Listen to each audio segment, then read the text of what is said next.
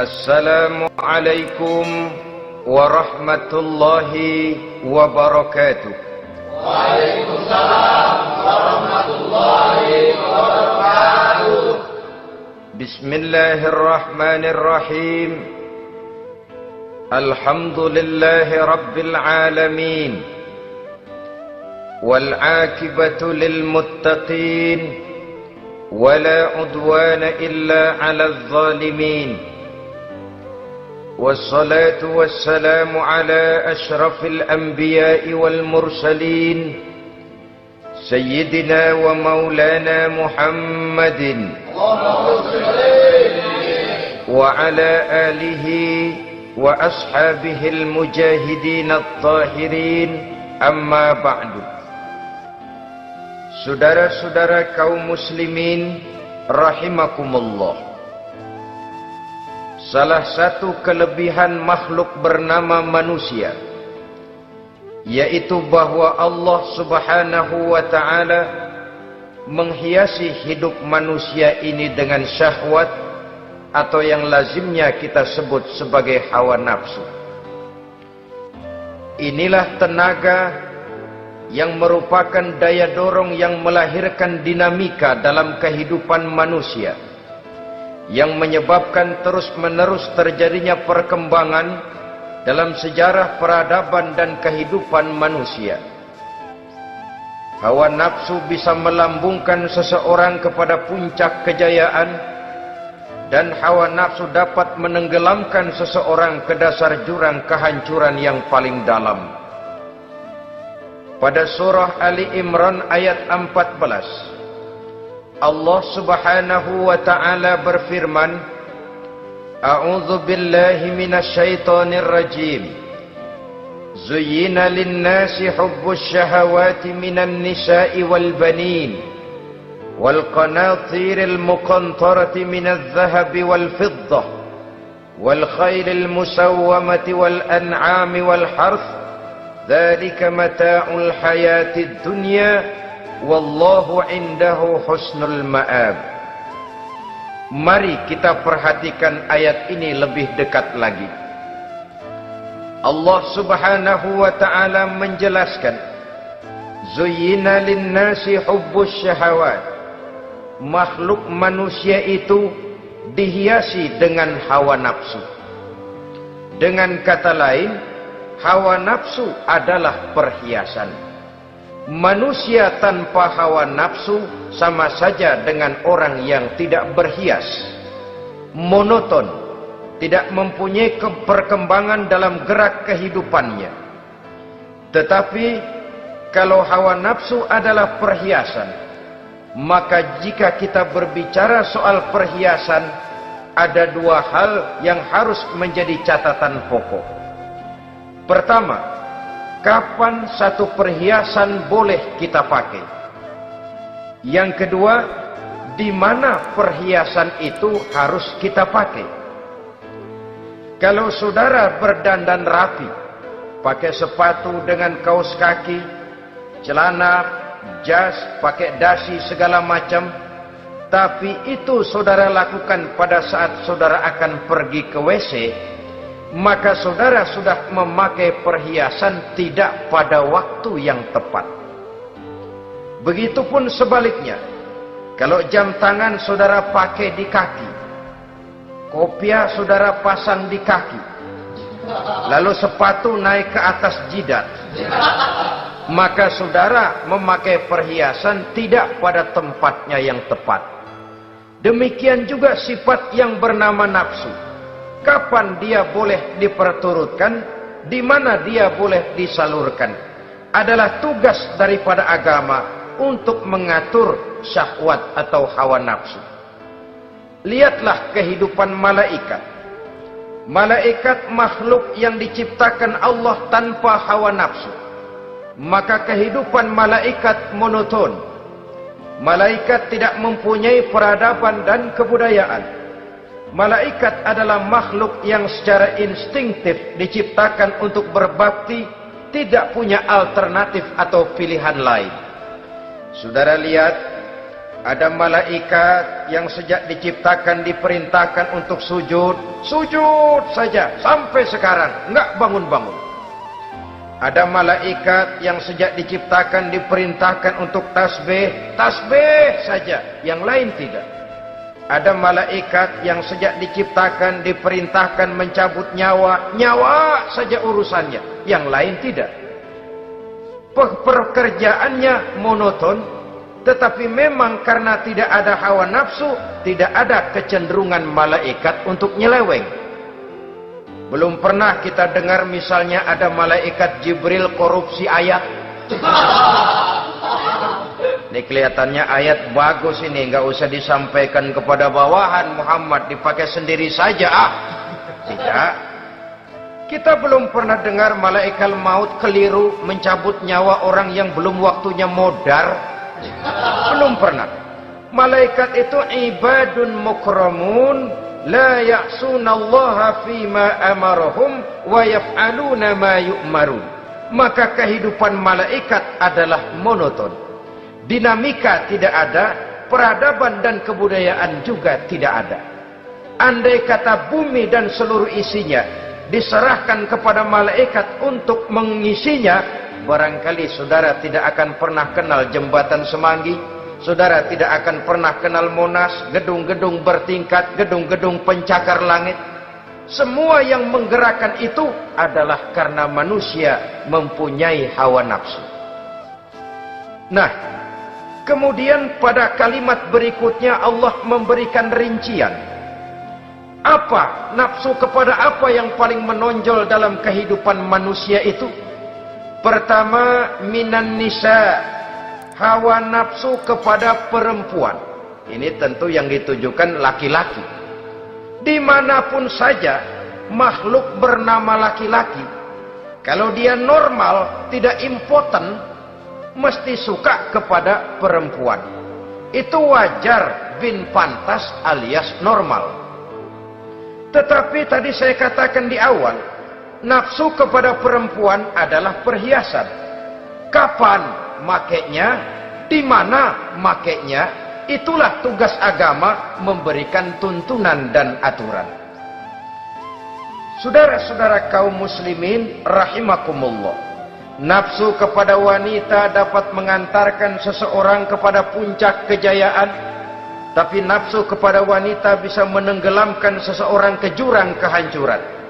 Bergantung kepada latar belakang apa yang mendorong timbulnya syahwat tadi. Dengan kata lain, motivasi syahwat tadi digerakkan oleh iman dan ketakwaan, atau semata-mata karena memang syahwat yang merupakan kendaraan iblis. Penyelewengan pertama yang terjadi dalam sejarah kehidupan manusia adalah penyelewengan yang dilakukan oleh Nabi Adam alaihi salam pada saat ia memetik buah khuldi. Kenapa itu dilakukan oleh Nabi Adam? Karena terdorong oleh rasa sayang dan cinta kepada istrinya Hawa. Sebenarnya Hawa lah yang merajuk, Siti Hawa lah yang membujuk, dan Nabi Adam oleh karena syahwatnya kepada istrinya memperturutkan bujukan Siti Hawa itu. Peristiwa Nabi Adam ribuan tahun yang lalu akan terus relevan sampai ke zaman kita sekarang ini. Berapa banyak orang-orang yang karena terlalu ingin menyenangkan istrinya, lalu tidak segan-segan melakukan perbuatan yang menyimpang, baik itu merugikan orang lain, merugikan masyarakat, bahkan merugikan bangsa dan negaranya. Seorang pedagang tidak akan segan-segan menipu. Sebaliknya pun begitu. Tidak jarang wanita di dalam kelemahannya bisa menenggelamkan dunia. Seorang suami yang jujur, polos, lugu, sederhana bisa jadi koruptor ulung karena didorong-dorong oleh istrinya. Istrinya barangkali bisa saja dibakar-bakar oleh tetangganya. Suaminya jujur, sederhana, kepala bagian, tempatnya basah tapi melarat. Istri rupanya tidak sabar melihat gaya hidup yang makin konsumtif, persaingan yang makin tajam. Suaminya dikipas-kipasin. Kata istrinya, bang, tetangga sebelah kita lakinya pegawai kecil, bang, tapi gelangnya kayak pelek becak. Abang ini kepala bagian tidak bisa membelikan saya macam itu, percuma lah. Kata suaminya, ya bagaimana bu, gaji saya cuma segitu-gitunya. Ya namanya kepala bagian, apaan, kayak sabet dulu. Kalau sudah berpikir ke arah ini, artinya sudah ngipasi suaminya untuk melakukan tindakan yang tidak wajar. Saudara-saudara kaum muslimin rahimakumullah, sejak zaman klasik sampai kepada zaman kita sekarang ini, kita melihat kecenderungan syahwat kepada wanita ini. Julius Caesar yang katanya gagah perkasa ternyata tunduk di bawah kaki Cleopatra. Napoleon Bonaparte, the Lion of Europe, singa daratan Eropa, luas kekuasaannya, gagah perkasa tentaranya, kepada siapa dia tunduk? Ke bawah kakinya Margaret Josephine. Demikianlah di zaman kita sekarang, kita melihat di Jepang, betapa Perdana Menteri Uno didesak mengundurkan diri dari jabatan Perdana Menterinya oleh karena terlibat skandal dengan geisha. Kita juga melihat di Amerika betapa Senator Gary Hart dari Partai Demokrat yang masih muda, jenius, diharapkan masa depan Amerika lahir dari tangannya, terpaksa mengundurkan diri dari calon presiden oleh karena terlibat skandal dengan Donna Rice. Kita juga menyaksikan betapa parlemen dan kabinet di Inggris sempat geger oleh karena skandal Pamela Bordes, pelacur kelas kakap yang melanglang buana mencari sasaran-sasaran kakap. Ini adalah kisah kejatuhan yang diakibatkan oleh hubbus syahawat minan nisa. Oleh karenanya benar jika Nabi kita menyatakan an-nisa'u imadul bilad, wanita adalah tiang negara. Jikalau baik wanita, baik negara. Jikalau rusak wanita, hancur negara. Kalau syahwat kepada wanita cuma semata-mata karena syahwat, maka seorang laki-laki akan memandang wanita cuma sekedar alat pemuas hawa nafsu. Nilainya rendah.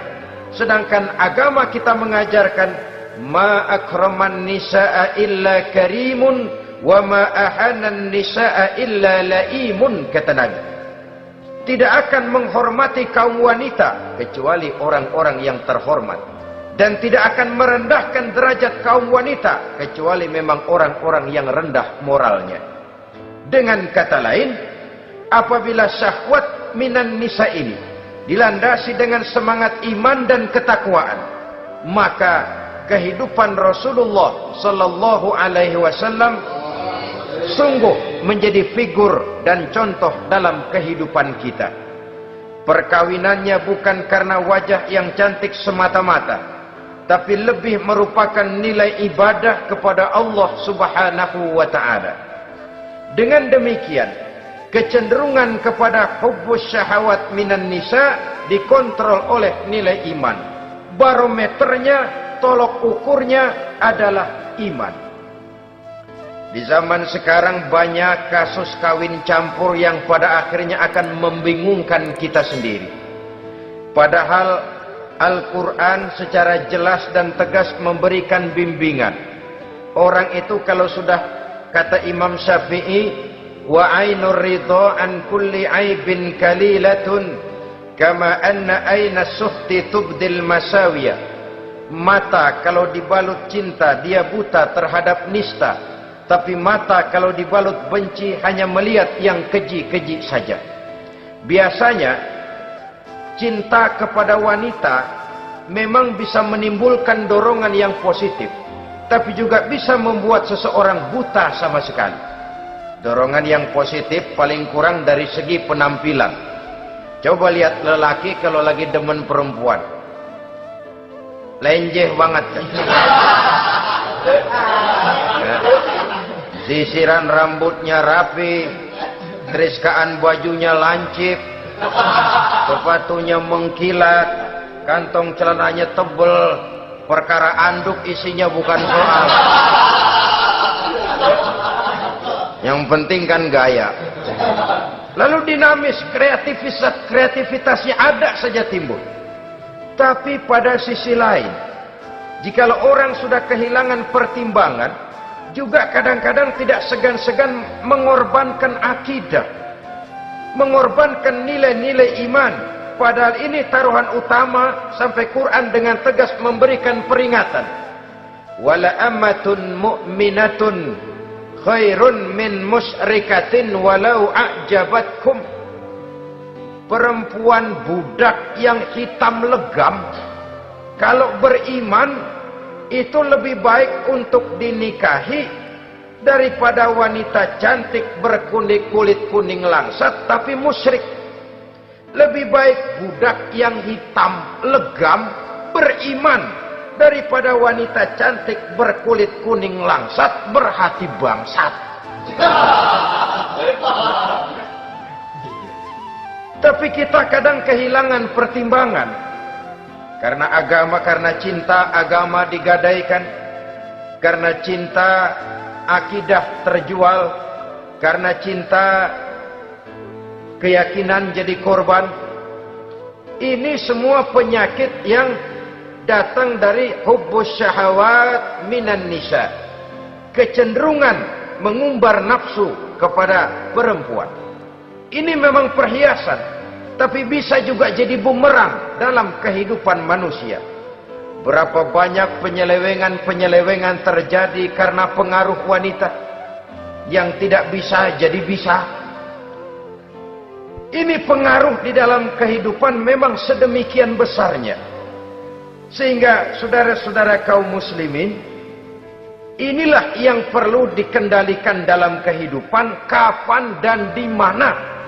Kalau nafsu adalah perhiasan, kapan dan di mana perhiasan itu harus kita pakai, di mana dia harus kita tempatkan. Begitu juga yang menyangkut soal perempuan. Kapan? Ya kapan tentu kalau sudah nikah. Di mana? Yang jelas bukan di depan umum.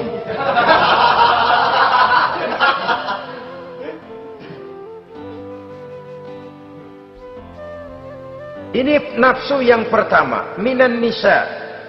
Yang kedua, wal banin.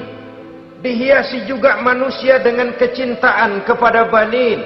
Makna banin di sini al-aulad, anak-anak laki. Kenapa disebut banin, anak-anak laki?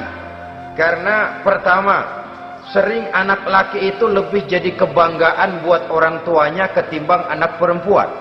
Sebabnya apa? Pertama, faktor nasab. Silsilah lebih kuat kepada laki-laki ketimbang perempuan. Yang kedua, faktor cita-cita. Orang tua kalau punya anak laki-laki, cita-citanya panjang. Nak, kau nanti jadi dokter ya. Nak, jadi insinyur ya. Nak, jadi pilot ya. Nak, jadi pengusaha ya. Nak, jadi presiden ya. Tapi kalau dia punya anak perempuan, paling, ya nak, mudah-mudahan nanti kamu dapat jodoh orang baik nak. Dapat jodoh orang soleh.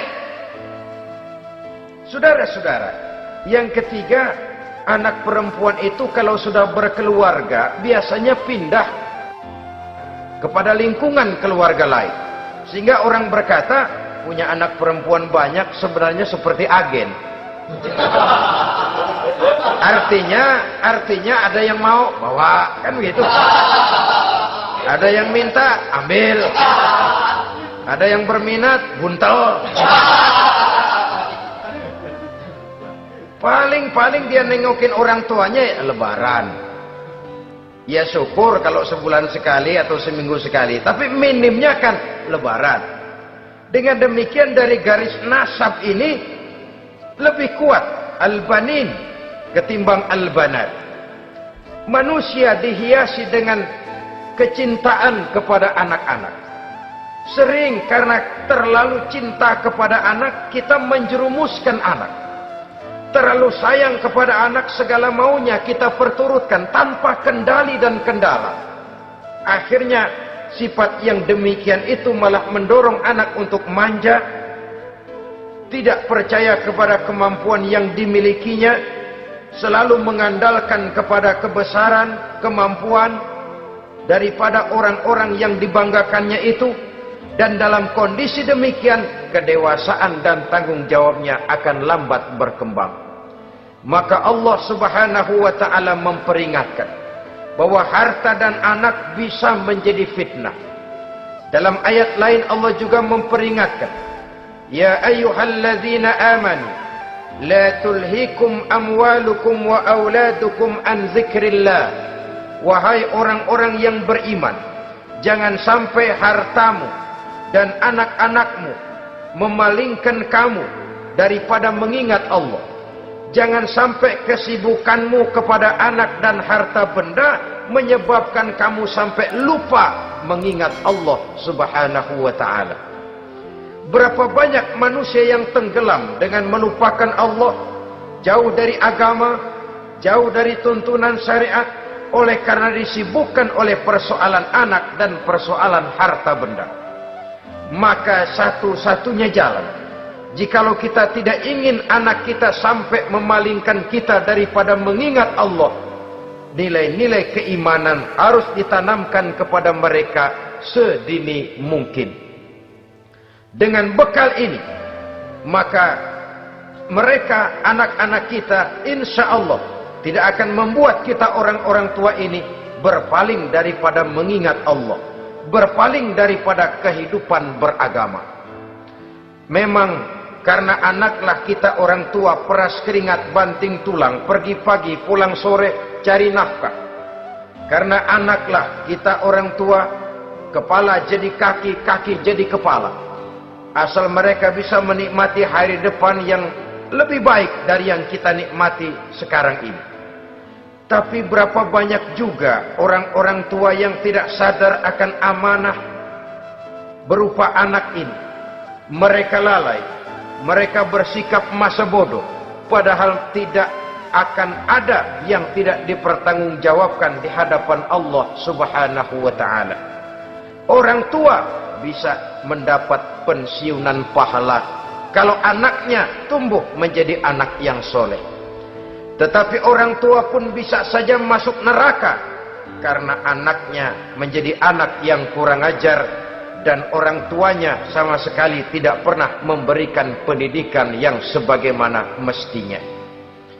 Saudara-saudara kaum muslimin rahimakumullah, kita tentu berharap memperoleh pensiunan pahala dan bukan mendapat tambahan dosa dari kekurang ajaran anak-anak kita akibat kita sebagai orang tuanya tidak pernah mau mendidik mereka.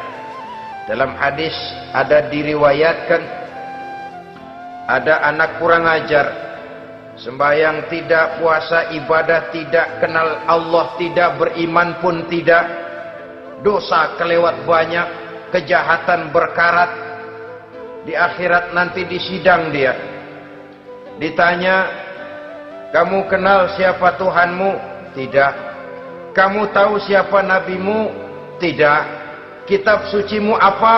Tidak tahu. Kiblatmu di mana? Tidak ada. Kamu sholat? Tidak pernah. Kamu puasa? Tidak pernah.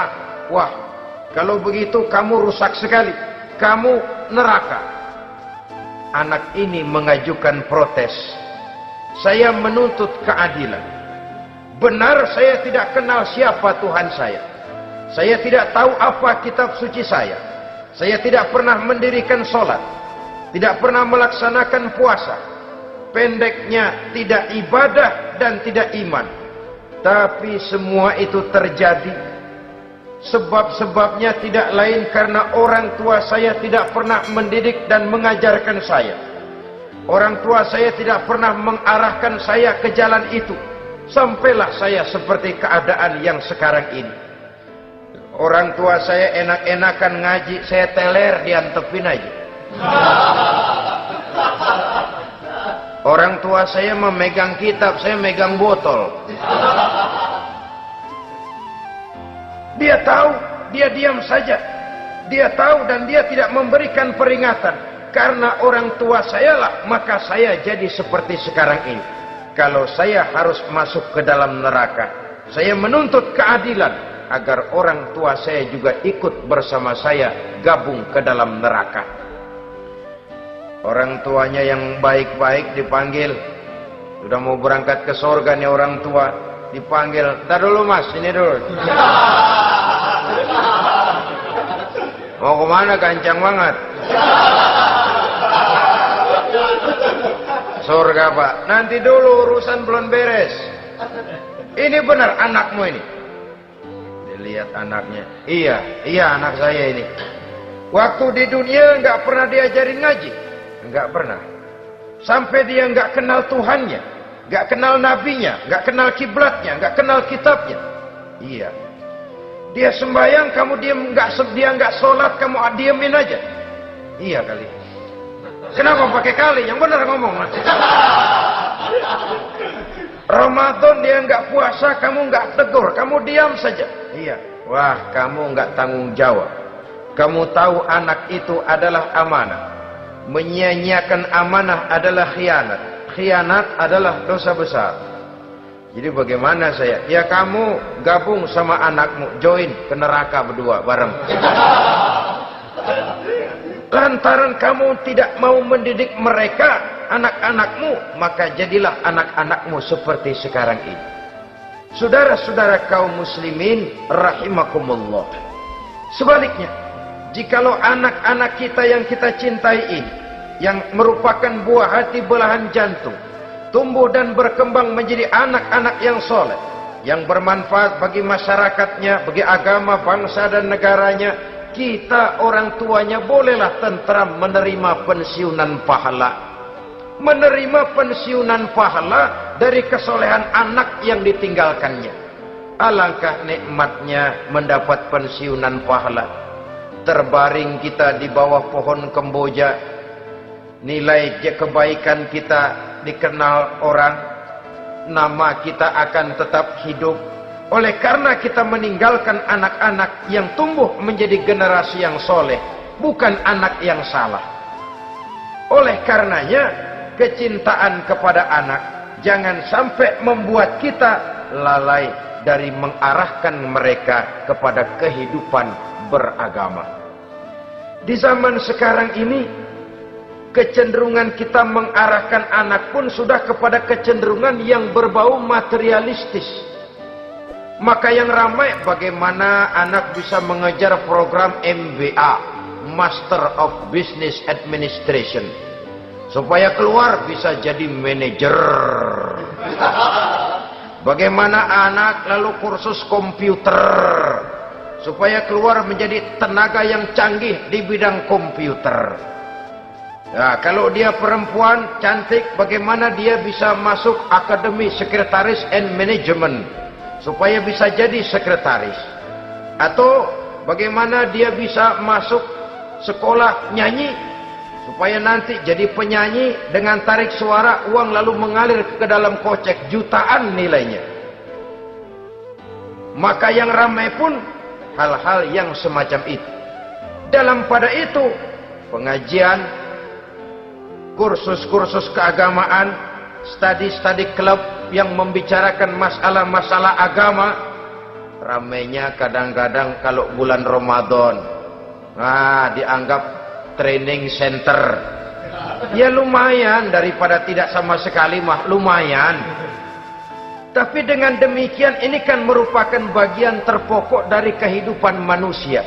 Alangkah idealnya jika dia mengantongi gelar MBA, Master of Business Administration, tapi punya nilai iman yang tangguh, ahli komputer, tapi punya keyakinan beragama yang mantap. Saudara-saudara kaum muslimin rahimakumullah, kecintaan kepada anak-anak sering mendorong seseorang untuk menimbulkan sifat nepotisme.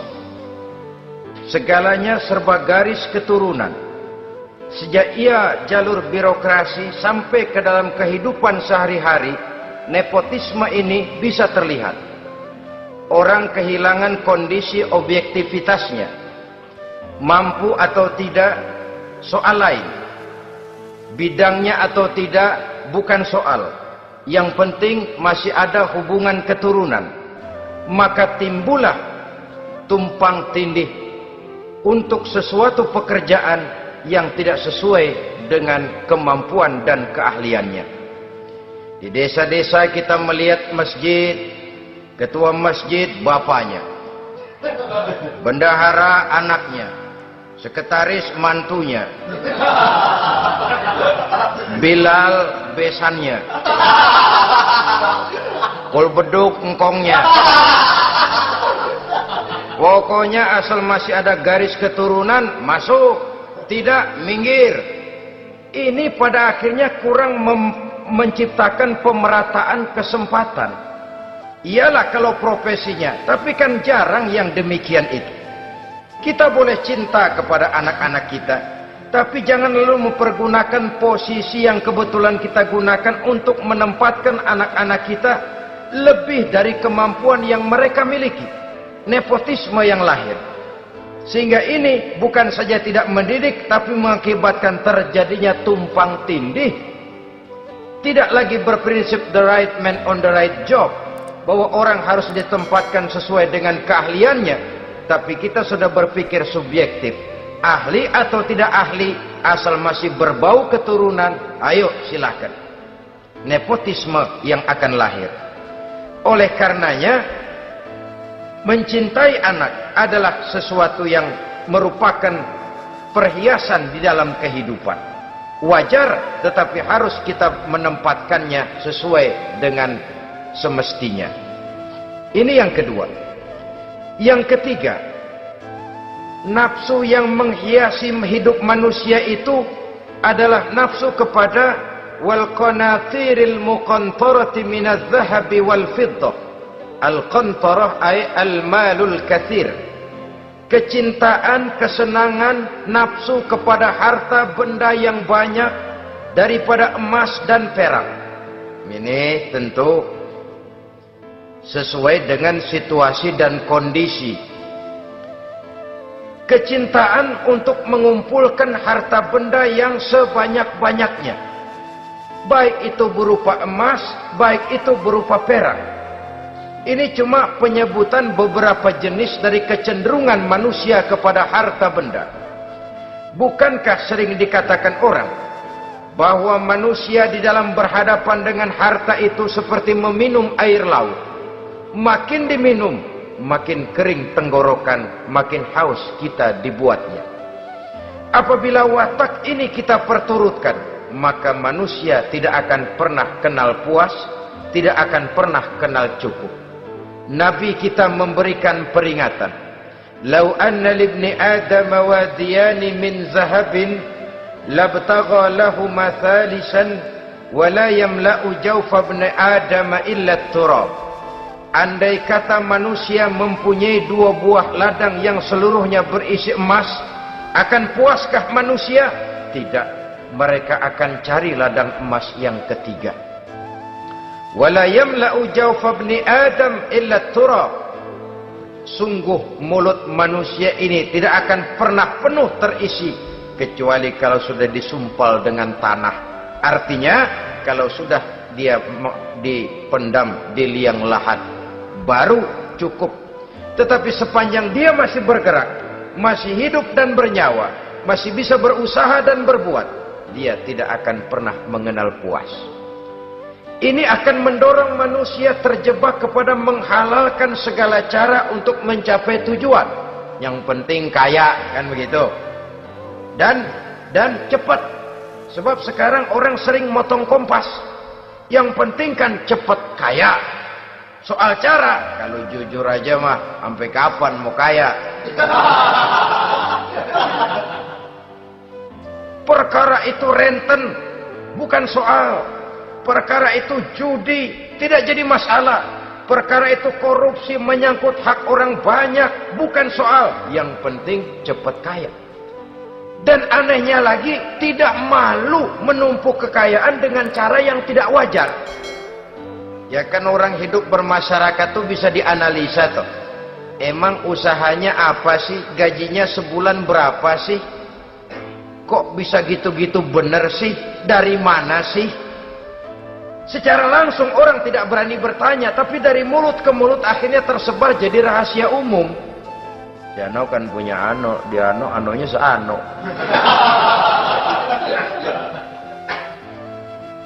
Ini bisa jadi bahan pertanyaan dalam kehidupan, akhirnya jadi gunjingan. Orang sudah tidak terlalu peduli dari mana kekayaan itu diperoleh, yang penting kaya.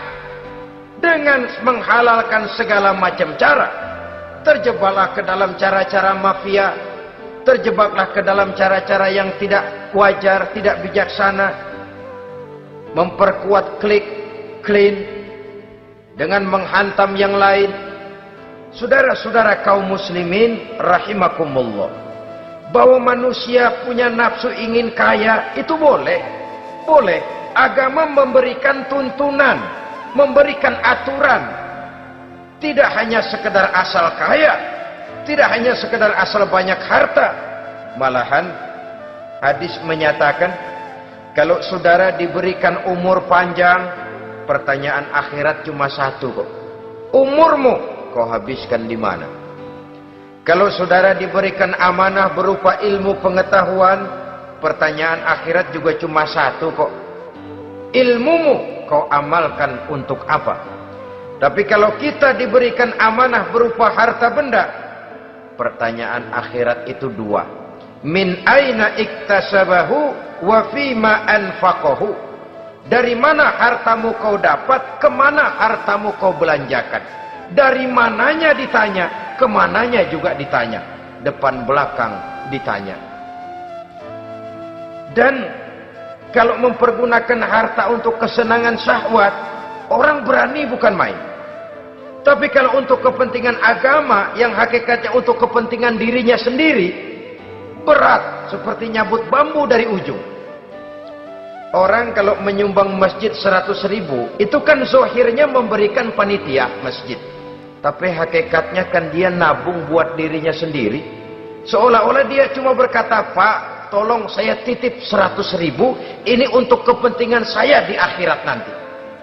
Silakan uangnya mau dibelikan semen, pasir, kaca, pintu, jendela, silakan. Saya cuma titip, ini untuk saya di akhirat nanti. 100.000 Pak. Zohirnya dia memberikan kepada panitia masjid, madrasah, pesantren, yatim piatu. Hakikatnya dia nabung buat dirinya sendiri di akhirat. Malah tabungan ini bukan SDSB namanya, SDBS. Sumbangan dana berhadiah surga, itu SDBS namanya.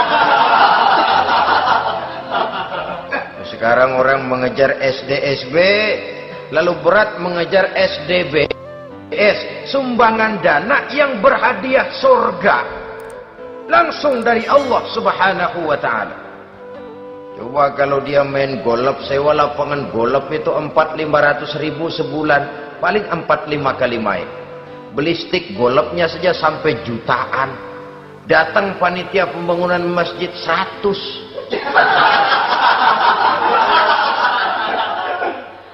Minta didoain masuk surga lagi. Surga 100.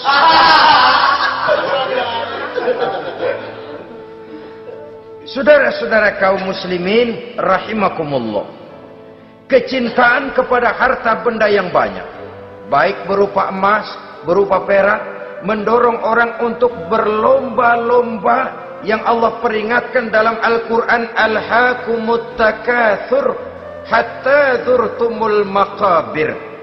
Kamu telah lalai akibat kamu berlomba-lomba memperbanyak materi dunia. Hatta zurtumul maqabir, sampai kamu dekat masuk ke liang kubur, baru rupanya sadar bahwa perlombaan ini tidak akan pernah sampai ke garis finish. Betapapun jauhnya rally Paris-Dakar, garis finishnya ada. Betapapun hebatnya medan yang ditempuh, buasnya gurun pasir Afrika, garis finishnya pasti ada. Kan rally yang terbuas di dunia katanya, Paris-Dakar, tapi garis finishnya ada. Namun jikalau kita berlomba memperbanyak harta, kita tidak akan pernah sampai ke garis finish. Yang kecil-kecilan aja dah. Kalau orang ditanya, kamu kenapa sih belum mau sembahyang? Ya bagaimana mau sembahyang Pak, tinggal di Jakarta masih kontrak. Jaban habis tahun diubur-ubur yang punya rumah. Kalau punya rumah sendiri walaupun kecil-kecilan saya mau ibadah Pak. Ya, diberikan rezeki oleh Allah bisa bikin rumah walaupun kecil-kecilan. Belum juga mau sembahyang. Kok belum juga sembahyang? Iya Pak, rumah emang udah punya sendiri, cuman kecil Pak. Atasnya atap, kalau hujan aja bocor.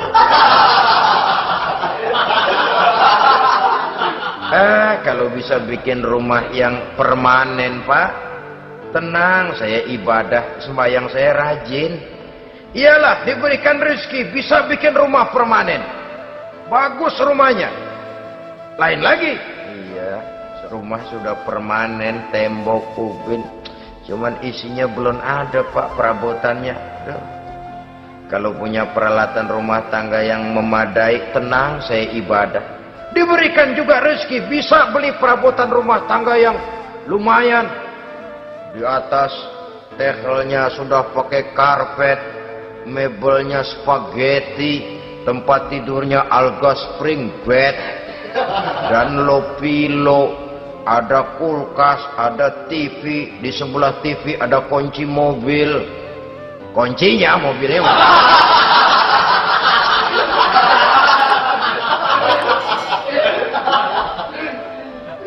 bagaimana? Sekarang sudah cukup perabotan. Perabotan sudah ada Pak, cuman kendaraan belum punya ini. Kemana-mana masih ngukur jalanan aja. Kalau punya kendaraan enak, kemana-mana cepet Pak, mau ke masjid juga getap dah, rajin. Diberikan rezeki bisa beli kendaraan. Lain lagi nanti. Sudah punya sepeda, pengen punya motor, kepengen punya mobil, kepengen punya pesawat terbang, pengen punya kapal induk. Sudah punya kebun, pengen beli sawah, sudah punya sawah, pengen punya gunung, sudah punya gunung, laut diborong. Perlombaan materi tidak akan pernah membawa kita ke garis finish. Karena sifatnya sangat abstrak, bahkan akan mendorong kita seperti gurita. Cenderung kepada penyakit tamak bin rakus alias serakah. Dengan demikian saudara-saudara, bahwa kecintaan kepada harta merupakan nafsu, dan nafsu itu adalah perhiasan, dia bisa menjadi daya dorong positif. Kalau dalam upaya memperoleh harta itu kita tidak akan keluar dari tujuan keridhaan Allah. Saya cari nafkah, tapi yang Allah ridho. Saya ingin kaya, tapi dengan cara yang Allah ridho. Ini kunci yang akan menyelamatkan kita manusia dari perangkap menghalalkan segala cara. Ini yang ketiga. Yang keempat, dihiasi manusia itu dengan nafsu kepada wal khailil musawwamah, kuda yang bagus, kendaraan yang bagus, kuda yang terpelihara. Al musawwamah ada yang mentafsirkan ar-ra'iyah. Ar-ra'iyah itu yang digembalai. Binatang ternak, kuda yang digembalai atau kuda yang diikat. Artinya, kalau dulu kan yang namanya tuan-tuan tanah itu baru dibilang bejeger kalau kemana-mana naik kuda. Jet set zaman dulu itu udah kelompok jet set itu kendaraan. Kalau sekarang baby benda, dulu mah kuda band.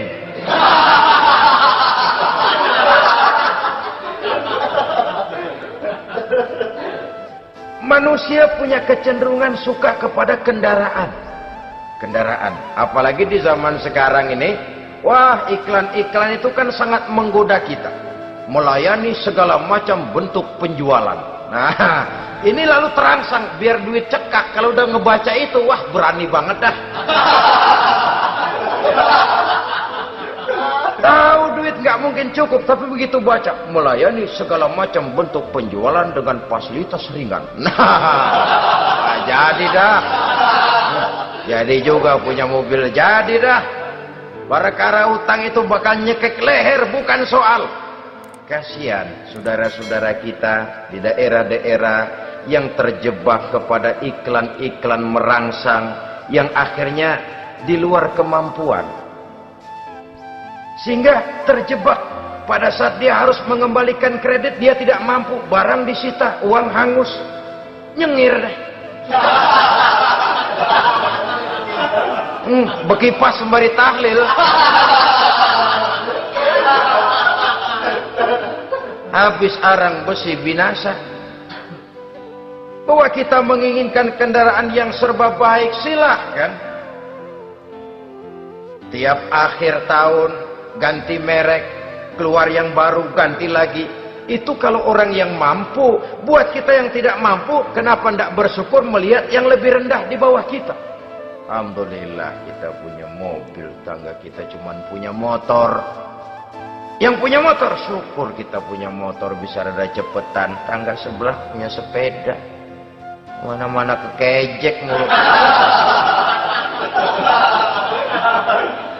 Yang punya sepeda, alhamdulillah punya sepeda. Tangga sebelah kemana-mana jalan kaki. Yang jalan kaki, syukur masih bisa jalan. Temen sebelah lumpuh bertahun-tahun gak. Yang lumpuh, alhamdulillah masih hidup. Tangga sebelah kemarin out nggak balik lagi. Saudara-saudara, saya pikir menengok ke atas itu perlu supaya ada rangsangan kita untuk maju. Tapi menengok ke bawah pun juga lebih perlu agar kita mensyukuri yang ada dan tidak suudzon, tidak buruk sangka kepada Allah.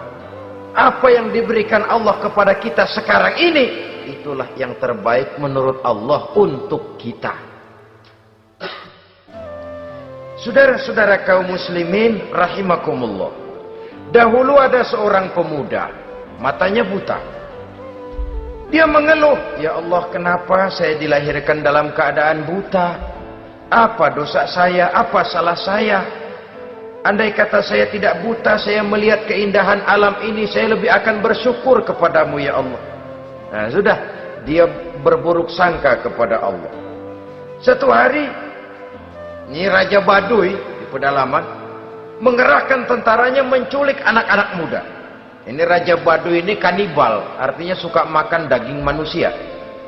Anak-anak muda ini diculik.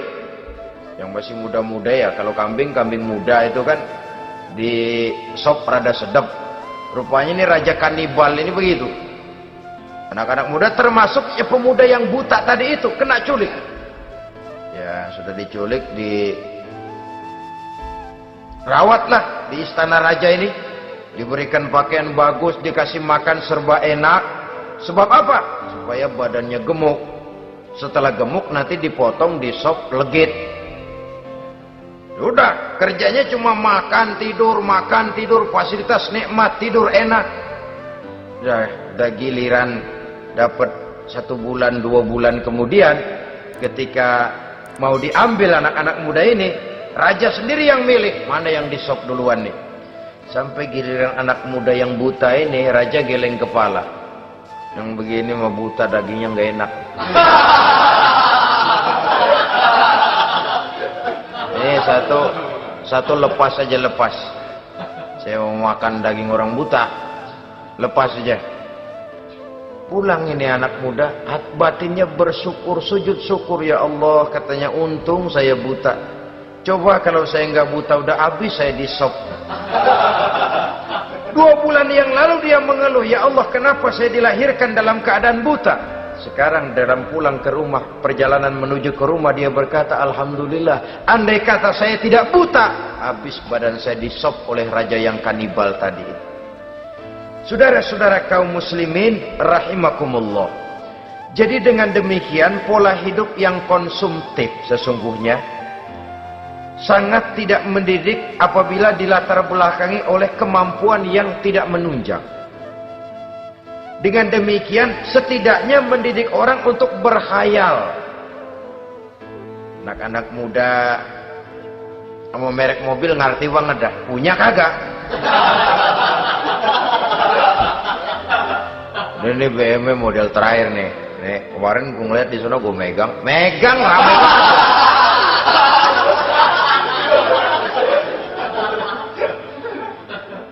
Tulul amal ini kalau tidak diimbangi dengan saluran yang positif, dia akan terjebak kepada penyakit tulul amal, panjang angan-angan. Baiklah ya, wal khailil musawwamah. Yang keempat, yang kelima maksud saya, wal an'am, cinta kepada binatang ternak. Manusia ini kan punya kecenderungan macam-macam. Setelah rumahnya bagus, hartanya banyak, kendaraannya cukup, ingin beternak. Jadilah peternak. Ini kecenderungan manusia, wajar saja sepanjang didapat dan dilakukan dengan cara-cara yang wajar. Wal hars, dan tumbuh-tumbuhan, bertani, bersawah, berladang, itu merupakan kecenderungan daripada manusia. Keseluruhan itu kata Allah, kecintaan kepada wanita, kepada anak, kepada harta benda, kepada kendaraan, kepada binatang ternak, kepada tumbuh-tumbuhan, zalika, semua itu mata'ul hayatid dunya, merupakan kesenangan hidup dunia. Berapa lama kesenangan hidup dunia? Sebentar, seumur manusia. Seumur manusia. Bahkan kadang-kadang pada saat dia masih hidup pun orang tidak sepenuhnya sempat menikmati kesenangan hidup dunia.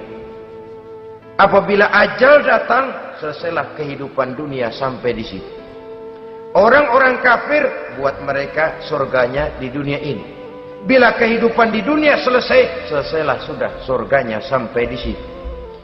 Kesemua itu janji kata Allah merupakan kesenangan daripada kehidupan di dunia. Wallahu indahu husnul ma'ab, dan Allah mempunyai tempat kembali yang sangat baik. Nah, setelah Allah menjelaskan semua itu, pada ayat yang ke-15 Allah memberikan jalan keluarnya. Memperturutkan nafsu kepada wanita, anak-anak, harta benda, kendaraan, binatang ternak. Bijaksanakah itu? Dalam ayat ke-15 surah Ali Imran ini Allah memberikan penjelasan tuntas. Qul a'unabbi'ukum bi khairim min zalikum. Katakan kepada mereka Muhammad, maukah kamu aku beri kabar yang lebih baik dari semua itu? Lebih baik daripada kesenanganmu kepada wanita, kepada anak-anak, kepada harta benda, kepada kendaraan dan sebagainya. Mau kamu aku beritahu yang lebih baik daripada semua itu? Jawaban tentu mau. Kalimatnya bukan ukhbirukum, a'unabbi'ukum. An-naba itu berita yang besar. Lain dengan al-khabar, itu berita biasa saja.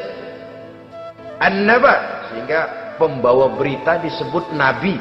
Dari naba, yanbi itu. Pembawa berita yang benar. A'unabbi'ukum, maukah kau aku tunjukkan kepada satu berita yang benar-benar besar dan benar-benar lebih baik dari yang semua disebutkan tadi. Apa jalan keluarnya? Lillazina taqaw 'inda rabbihim jannatun tajri min tahtihal anhar. Bagi orang-orang yang bertakwa kepada Allah, mereka akan mendapatkan surga yang di bawahnya mengalir sungai. Khalidina fiha, mereka akan kekal di dalamnya. Wa azwajun mutahharah, dan mereka mendapat istri-istri yang suci. Waridwanum minallah, dan keridhaan daripada Allah subhanahu wa ta'ala. Kalau kamu hai orang-orang yang beriman, kalau kamu hai manusia menyangka bahwa nafsu kepada wanita, anak-anak, mengumpulkan harta benda, kendaraan yang menarik, binatang ternak dan tumbuh-tumbuhan itulah yang lebih baik untuk kesenangan dunia, memang itu kesenangan dunia. Tapi nih, seolah-olah kata Allah, nih, saya kasih tahu kamu, aku beritahu yang lebih baik dari semua itu. Apa? Takwa kepada Allah. Kecintaan kepada wanita. Kalau takwa dasarnya, orang nggak amburadul, nggak semrawut, nggak pokoknya gue mau asal perempuan dan membuat terus. Tapi punya kaidah, punya norma. Demikian juga kepada anak-anaknya. Demikian juga kepada harta benda. Pokoknya asal harta, mau halal mau haram, tekuk terus deh. Semuanya dilandasi oleh taqaw, lillazina taqaw, oleh ketakwaan kepada Allah. Nah, ketakwaan ini akan menghasilkan apa? Inda rabbihim jannatun tajri min tahtihal anhar. Melahirkan, menghasilkan surga yang di bawahnya mengalir sungai-sungai. Saudara-saudara kaum muslimin rahimakumullah, jika kita menyangka bahwa wanita bisa memberikan kesenangan, iya, kesenangan dunia. Jika kita menyangka bahwa harta benda bisa memberikan kesenangan, iya, kesenangan dunia. Jika kita menyangka bahwa kendaraan bisa memberikan kesenangan, iya, kesenangan dunia. Tapi kita tidak cuma ingin itu, kita ingin itu semua juga bisa membawa kesenangan akhirat. Caranya landasi dengan takwa. Kesenangan kepada wanita didasari dengan takwa. Maka jangan jadikan wanita cuma sekedar alat pemuas hawa nafsu. Kesenangan kepada anak-anak dilandasi dengan takwa. Maka anak-anak diarahkan kepada jalan yang diridhoi Allah. Kesenangan kepada kendaraan dilandasi dengan takwa, maka kendaraannya selalu mengarah berjalan menuju jalan takwa, diridhoi oleh Allah Subhanahu wa taala. Kalau tidak, itu mobil asal lempengan Ancol gancang banget dah. Tapi giliran dihadapin ke masjid, mogok melulu. Urusan ngaji ada aja halangannya tuh kendaraan. Tapi kalau untuk urusan maksiat, ngebut benar-benar.